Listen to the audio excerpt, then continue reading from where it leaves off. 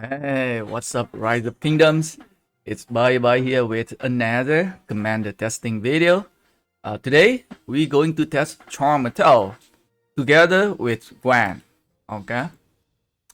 You can say this video is dedicated to one of my old friends, T Congo. Okay.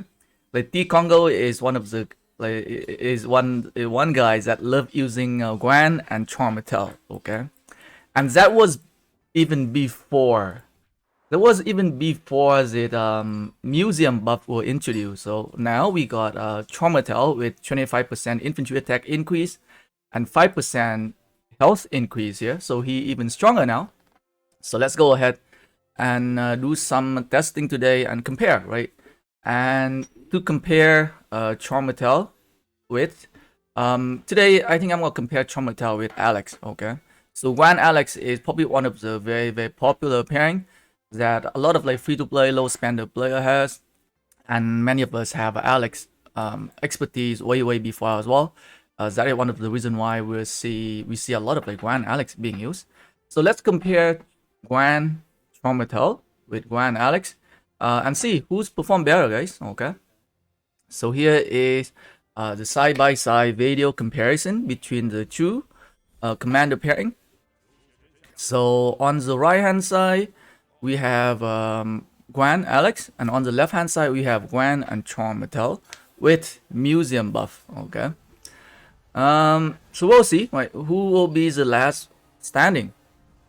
In terms of like normal attack damage, I think Guan Alex dealing more normal attack damage, yeah. But Guan and Charmatel doing more counter attack damage. I can see right here, like 551, 562, 610. Look like similar. Looks pretty similar to me. But Guan Alex is definitely stronger in terms of like single DPS. As you can see, the main target, which is Constantine and Richard, is going down in HP pretty fast. Let's see here. Guan Alex versus Guan and Charmatel. It seems pretty even so far. I think Guan Alex is slightly better, as they can kill the other three marches slightly faster. Like one thing is that Alex have very high attack. Charmatel is more like a tank commanders. He does have a skill that increase damage, like his active skills that can increase the damage you deal by 30% for 4 seconds. He also have a counter attack damage increase by 30% as well. So that is another way you can bring up your DPS when you getting swarm here. Okay. So far, right, I think it's looking pretty even so far. Like, even though I can tell that Guan Alex is performed slightly better, you can see that the HP on the Constantine on Guan Alex side is a lot lower than the HP of the Constantine on the left hand side, right? Yeah, I can see right here, like Constantine on the right hand side is at red HP already, and the left hand side, Constantine and Richard is still at yellow HP here, right? So like even with the relic buff, I can still see that Guan and Alex is still slightly better, right? Still slightly better than Guan and Charmatel, right?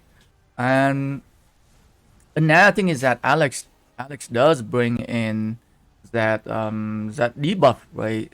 He kind of like a support as well, right? Alex bringing in that 30% damage increase debuff for the targets that you're attacking. So it's kind of helping your team. On the other hand, I think Charmatel doesn't bring any kind of like buff or debuff into the battlefield, right? So Guan Alex is still better with higher DPS and more support, right? More buff to the battlefield, yeah, right? Look like even with that museum buff, Charmatel is still slightly weaker than Alex, and I think both of them are season 1 commander.